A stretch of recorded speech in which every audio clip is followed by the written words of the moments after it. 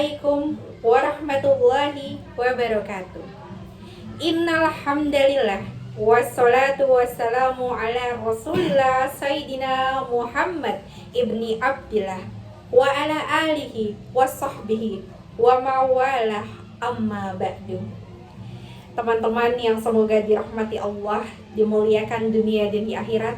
Alhamdulillah ya, dengan izin Allah kita bisa sharing di bulan suci Ramadan ini. Mudah-mudahan dari sharingnya kita di sini merupakan amal soleh sehingga kita bisa bertawasul dengan amal soleh tersebut. Berharap Allah jadikan hari yang akan datang dalam kehidupan kita lebih baik dibandingkan hari ini. Insya Allah.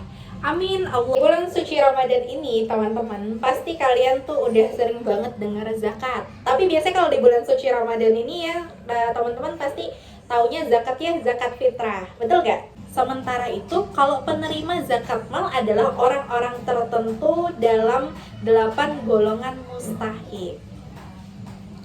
Ada yang berhak atas segala jenis harta kekayaan, baik bentuk maupun caranya itu tidak bertentangan dengan ketentuan dari agama Islam. Jadi dalam Quran surat Al-Baqarah ayat 273 yang berbunyi A'udzubillahi minasyaitonirrajim Bismillahirrahmanirrahim. Lil fuqara'il ladzina uhsiru fi sabilillahi la yastati'una darban fil ard yahsabuhumul jahilu agniya aminat ta'rifuhum bisimahum la yas'alunan nasi ilhafa wa ma tunfiqu min khairi fa innallahi bihi alim. Shadaqallahul azim. Artinya apa yang kamu infakkan adalah untuk orang-orang fakir yang terhalang usahanya karena jihad di jalan Allah, sehingga dia yang tidak dapat berusaha di bumi, yang tidak tahu menyangka bahwa mereka adalah orang-orang kaya karena mereka menjaga diri dari meminta-minta. Engkau Muhammad mengenal mereka dari ciri-cirinya. Mereka tidak meminta secara paksa kepada orang lain. Apapun harta yang baik yang kamu infakkan, sungguh Allah Maha mengetahui. Ini kita akan berbicara juga tentang syarat wajib zakat mal. Salah satunya syarat wajib ini dibayarkan oleh orang yang mampu atau hidup berkecukupan. Namun di samping itu terdapat beberapa ketentuan yang mana harus dipenuhi. Di antaranya yang pertama muslim, yaitu seseorang yang beragama Islam. Kemudian juga beliau itu merdeka, yaitu bukan termasuk hamba sahaya dan terbebas dari hutang. Yang ketiga itu berakal dan sudah balik dan memenuhi syarat nisab atau batas minimumnya. Dan selain ketentuan bagi orang dengan kewajiban membayar zakat, harta yang akan dijadikan zakat pun juga mempunyai beberapa persyaratan teman-teman. Nah, ada pun syarat kekayaan dalam zakat mal itu adalah pertama kepemilikan penuh atas harta. Kemudian juga barang halal dan diperoleh ini dengan cara yang tidak haram. Harta yang dapat dikembangkan atau dimanfaatkan lainnya. Kemudian juga telah mencukupi nisab sesuai jenis hartanya, serta terbebas dari hutang dan telah mencapai haul atau saat waktu panen. Nah, kemudian teman-teman, siapa sih penerima zakat mal? Jadi sebagai rukun Islam yang keempat ya, tentu zakat ini memiliki aturan mengikat dari ilmu fikih. Misalnya kepada siapa zakat ini diberikan? Di dalam Quran surat At-Taubah ayat 60, Allah Subhanahu wa taala memberikan ketentuan orang yang menerima zakat mal. Yang pertama itu fakir, yaitu golongan yang hampir tidak mempunyai harta benda sehingga tak mampu untuk memenuhi kebutuhan sehari-hari. Nah, kemudian miskin, yaitu golongan orang yang mempunyai sedikit harta namun tidak cukup untuk memenuhi kebutuhan pokok sehari-hari. Yang ketiga itu amil, yaitu golongan orang yang berperan sebagai pengumpul dan pendistribusi zakat mal. Yang keempat adalah mu'alaf, yaitu golongan orang yang baru masuk Islam dan sedang membutuhkan bantuan untuk meningkatkan pengetahuan dalam tauhid dan syariah. Yang kelima ini riqab, yaitu golongan orang sebagai budak atau hamba sahaya yang ingin memerdekakan diri. Dan yang keenam itu ada gorimin, yaitu golongan orang yang mempunyai hutang dengan tujuan untuk mencukupi kebutuhan hidupnya dalam mempertahankan jiwa dan izahnya. Yang ketujuh, fisabilillah, yaitu golongan orang yang berjuang di jalan Allah melalui kegiatan dakwah maupun jihad. Dan yang kedelapan, ibnu sabil, yaitu golongan orang yang hartanya telah habis di perjalanan dalam ketaatan kepada Allah. Kemudian juga tercatat perhitungan-perhitungan terkait zakat mal. Nah, zakat mal ini teman-teman yang dikeluarkan ketika harta telah tersimpan selama 1 tahun atau 1 haul. Rasulullah Shallallahu Alaihi Wasallam yang bersabda di hadis riwayat Tirmizi Ibnu Majah, tidak ada zakat atas harta kecuali yang telah melampaui 1 haul atau 1 tahun. Nah, batasan 1 haul ini untuk dikeluarkannya tidak berlaku untuk zakat pertanian dan juga zakat harta temuan ya teman-teman. Jadi zakat pertanian dan zakat harta temuan ini dikeluarkan ketika harta ini diterima, yaitu saat hasil tani atau kebun dipanen atau pada saat harta ditemukan.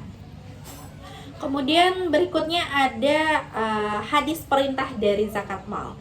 Dituturkan Ibnu Abbas, Nabi Shallallahu Alaihi Wasallam pernah mengutus Mu'adz ke Yaman. Kepada Mu'adz, Rasulullah bersabda, ajaklah mereka untuk bersaksi bahwa tidak ada sesembahan yang berhak disembah selain Allah dan aku adalah utusan Allah. Jika mereka menaati itu, beritahukanlah pada mereka bahwa Allah telah mewajibkan kepada mereka sholat 5 waktu sehari semalam. Yang berikutnya ada emas dan juga perak, itu termasuk harta yang wajib dizakati ya teman-teman.